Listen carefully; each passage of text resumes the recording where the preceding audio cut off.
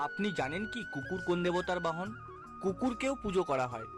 ভৈরব হচ্ছেন মহাদেবের রুদ্র রূপ। তার বাহন হিসেবে তিনি হিংস্র কালো কুকুরকে বেছে নিয়েছেন। ভগবান ভৈরবকে তুষ্ট করলে সকল প্রকার পাপ ও দুঃখ থেকে মুক্তি লাভ হয়।